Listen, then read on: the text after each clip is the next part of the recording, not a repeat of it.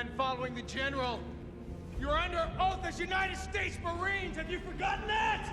He was Kyle Reese fighting a Terminator. He was Corporal Hicks protecting Ripley from aliens. He was Johnny Ringo facing down Doc Holliday. Then suddenly, the big roles stopped coming. The man who seemed destined for superstardom disappeared from Hollywood's A-list. So what really happened to Michael Biehn? From Alabama to Arizona, Michael Connell Biehn was born on July 31st, 1956 in Anniston, Alabama. He was the second of 3 boys born to Don Biehn, a lawyer, and Marcia Connell. His surname is German, pronounced Bean or Bean, depending on who's asking. When Michael was young, the family moved to Lincoln, Nebraska.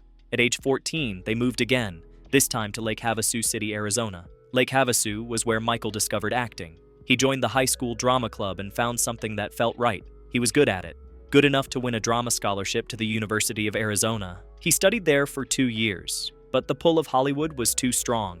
At age 20, Michael left college early to pursue acting in Los Angeles. It was a gamble.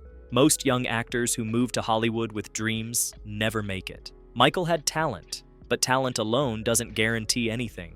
His first role was tiny. He appeared in 2 scenes of Grease in 1978. In one scene, John Travolta's character Danny hits Michael's uncredited character in the stomach during a basketball game. You probably don't remember him, that's how small the part was, but it was a start. Shortly after, he had a role in a made-for-television movie called A Fire in the Sky in 1978. Then, in 1981, Michael landed his first leading role. He played a deranged stalker in the thriller The Fan, opposite Lauren Bacall. Lauren Bacall was legendary, one of Hollywood's great stars from the Golden Age. Working with her was an education. She later became his acting teacher, mentoring him in the craft. Michael was intense on screen, focused, compelling. People noticed. In 1983, he appeared in The Lords of Discipline, playing a military cadet. The role gave him experience playing soldiers, something that would define much of his career. But Michael was still unknown. He was working, getting experience, but he hadn't broken through, not yet. The role that changed everything.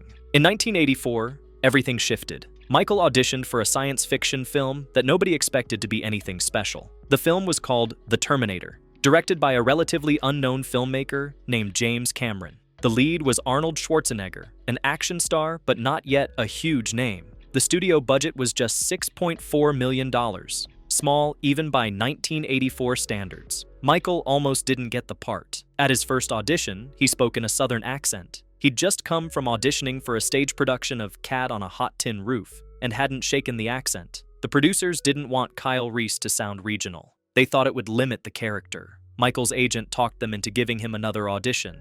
This time, Michael nailed it. He got the role of Kyle Reese, a soldier sent back through time to protect Sarah Connor from a relentless killing machine. The Terminator was shot quickly and cheaply. During the chase scenes, Michael was driving at high speeds through Los Angeles at night. His adrenaline was so high one night that he actually tore the steering wheel off the car. He looked over at Linda Hamilton and said, "Here, you drive." They were really pushing the limits, doing dangerous stunts without the safety measures big-budget films had. The Terminator opened in October 1984. It became a surprise hit, eventually earning $78 million worldwide. Critics loved it. Audiences loved it. Michael Biehn was suddenly a name people recognized. He'd been the emotional center of the film, the human hero fighting against impossible odds. He made Kyle Reese vulnerable and tough at the same time. It was the kind of performance that should have made him a star. But Michael wasn't interested in becoming a typical Hollywood star. He later admitted that he wasn't initially enthusiastic about working with Schwarzenegger. He'd hoped to work with actors like Al Pacino and Robert De Niro, the serious, dramatic actors. He wanted to be known for his craft, not just for action movies. That attitude, that focus on the work rather than fame, would shape his entire career. 5 or 6 films, and none of them were ever seen. I'd probably be suicidal. The Cameron connection. After The Terminator, James Cameron was developing his next project, a sequel to Ridley Scott's Alien. The film was called Aliens, and there was a role for a Marine corporal named Dwayne Hicks. Michael wanted that role desperately. He thought he'd done well for Cameron on The Terminator. Why wouldn't Cameron cast him again? But word got back to Michael that Cameron wanted to go in a different direction. The role went to James Remar. Production started. Michael moved on to other projects, disappointed but accepting. Then, suddenly, everything changed. Rimar was fired shortly after production began. Cameron needed a replacement immediately, someone who could step in without the weeks of boot camp training the rest of the cast had done. Someone Cameron trusted. Cameron called Michael. Did he want to play Hicks? Michael flew to England and started filming Aliens within days. Because of his late casting, he didn't get to customize his combat armor like the other actors had. The costume department gave him a padlock heart motif. Michael joked that it was like wearing a giant bullseye on his chest, and rejected it. Aliens was a bigger production than the Terminator, with a budget of around $18.5 million.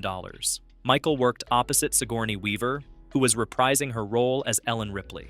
Weaver hadn't seen the Terminator. Her 1984 had been busy with a Broadway play and getting married, so she'd missed it in theaters. Michael filled her in on Cameron's style, his values, what he looked for in performances, his priorities on set. Weaver later praised Michael for bringing sensitivity to Hicks, an alpha male who had no problem following a woman's lead. She said Michael played it so beautifully that audiences fell in love with him. She found him to be the hardest working actor on set, never hiding in his trailer, always prepared. Michael also bonded deeply with Bill Paxton, who played the panicky Private Hudson and delivered the film's most memorable line about the situation being game over. Paxton and Michael became close friends, genuine brothers in arms. They would eventually work together on 5 films total, spending about a year of their lives on film sets together. Paxton was full of joy, upbeat, never saying a bad word about anybody. When Paxton died unexpectedly in 2017 from complications after heart surgery, Michael lost one of his dearest friends. The loss was devastating. When Aliens opened in July 1986, it was a massive commercial and critical success. It earned over $180 million worldwide against its $18.5 million budget and received 7 Academy Award nominations, winning 2. Michael was nominated for a Saturn Award for Best Actor. The studio even lobbied unsuccessfully to get him an Oscar nomination for Best Supporting Actor. He was proving himself to be the action hero who could actually act, who brought genuine depth and emotion to roles that, in lesser hands, could have been one-dimensional soldier stereotypes. This should have been Michael's moment. 2 huge James Cameron films in a row, both critical and commercial successes. Critical acclaim, audience love. Hollywood should have been throwing scripts at him, fighting to cast him in their next big project. But something else happened instead. The industry saw him as a specific type, and breaking out of that box would prove nearly impossible. 3 strikes with Cameron. In 1989, Michael worked with Cameron a 3rd time on The Abyss. He played Lieutenant Hiram Coffey, a Navy SEAL suffering from high-pressure nervous syndrome who becomes increasingly unstable as the film progresses. It was Michael's 3rd time playing a military character, his 3rd time playing a Navy SEAL. The performance was intense and received strong reviews. Once again, the studio lobbied for an Oscar nomination for Best Supporting Actor. Once again, Michael didn't get nominated. By this point, people in Hollywood knew what to expect from Michael Biehn. He was the intense military guy in Cameron films. He was good at it, maybe the best at it, but he was being typecast. And there's a strange thing that happens in Hollywood. When you become known for one specific type of role, especially in genre films, the industry starts to see you as only that. You become a reliable choice for that specific thing, but you stop being considered for other roles. Michael should have been the next Harrison Ford or Bruce Willis, action stars who transitioned into leading man status across multiple genres. But Harrison Ford had Star Wars and Indiana Jones, roles with broader appeal and bigger marketing. Bruce Willis had Die Hard, which made him a household name in a way that science fiction films didn't quite achieve in the 1980s. Michael had 3 excellent James Cameron films, but they were all science fiction, and he played variations of the same character in each one. Then came a decision that must have hurt. James Cameron was developing Avatar, his ambitious science fiction epic. There was a role for the main antagonist, Colonel Miles Quaritch. Cameron considered Michael for the part. It would have been their 4th collaboration. But Cameron ultimately decided against it. He felt that having both Michael and Sigourney Weaver in Avatar would remind audiences too much of Aliens, so the role went to Stephen Lang instead. Michael had done everything right. He'd delivered 3 excellent performances for Cameron. He'd been professional, intense, committed. But familiarity became a liability. The very connection that had given him his best roles now prevented him from landing another major one. When Jim writes a movie, even though it has all this hardware in it, there's such a human element to his stories. The 90s and Tombstone. Throughout the 1990s, Michael continued working steadily. He appeared in Navy SEALs in 1990, playing a SEAL once again. He later said making that film was probably the worst experience of his life, though he never elaborated on why. In 1991, he was in K2, about mountain climbers attempting to summit the world's second highest peak. Then, in 1993, Michael landed one of his most memorable roles. He played Johnny Ringo in Tombstone, the western starring Kurt Russell as Wyatt Earp and Val Kilmer as Doc Holliday. Michael's Johnny Ringo was menacing, dangerous, cultured. His final showdown scene with Kilmer's Doc Holliday has become iconic. Kilmer walked through that film doing whatever he wanted, according to cast members. He was difficult, aloof, unpredictable, but when he and Michael faced off for their gunfight, the tension was electric. Tombstone was Michael's favorite film. Years later, when asked about his career, he'd cite Tombstone and Kyle Reese as his favorite roles. It gave him a chance to play a villain instead of a hero, to show range. And unlike his science fiction roles, this was a period western that appealed to a broader audience. Tombstone earned $56 million and became a cult classic. But once again, the role didn't catapult Michael to the next level of stardom. He was known, respected, working consistently. He just wasn't a leading man carrying $100 million films. In 1996, Michael had a role in The Rock, the action film starring Sean Connery and Nicolas Cage. It was directed by Michael Bay and produced by Jerry Bruckheimer, the biggest names in action filmmaking at the time. The Rock became the most commercially successful film Michael ever appeared in, earning $335 million worldwide. But his role was small. He was billed far down the cast list. His screen time was minimal. It was the kind of role that signaled where his career had gone. He was no longer the co-lead opposite Arnold Schwarzenegger or Sigourney Weaver. He was a supporting player in someone else's blockbuster. After The Rock, Michael never landed another major role in a big-budget Hollywood film. That was it. The door to A-list stardom closed. What went wrong? What happened to Michael Biehn? Why didn't he become the star he seemed destined to be? There's no single answer, but several factors played a role. First, timing and luck matter in Hollywood more than people realize. Michael's biggest films came out in 1984, 1986, and 1989, right before the action movie boom of the 1990s. By the time films like Speed, Die Hard with a Vengeance, and Face Off were being made, Hollywood had moved on to newer faces. Michael was associated with 1980s sci-fi action, which felt dated by the mid-1990s. Second, Michael made choices that prioritized family over fame. In 2019, he stated openly that he had turned down projects that would have required long film shoots because he wanted to be present for his family. He's been married 3 times and has 5 sons. He didn't want to be the absent father chasing stardom. That's admirable, but it meant saying no to opportunities that might have kept him in the A-list conversation. Third, Michael struggled with personal issues. During the 1990s, coinciding with his career decline, he battled alcoholism. He didn't get sober until the mid-2000s. Addiction affects everything: your health, your relationships, your ability to work, your reputation in the industry. By the time Michael got clean, his moment had passed. Fourth, he suffered serious health problems. Around 2008, Michael had a stroke. He also underwent open heart surgery. These were life-threatening medical events that would sideline anyone, let alone an action star whose physical presence was part of his appeal. Recovery takes time. By the time Michael was healthy again, he was in his 50s, aging out of the action hero demographic.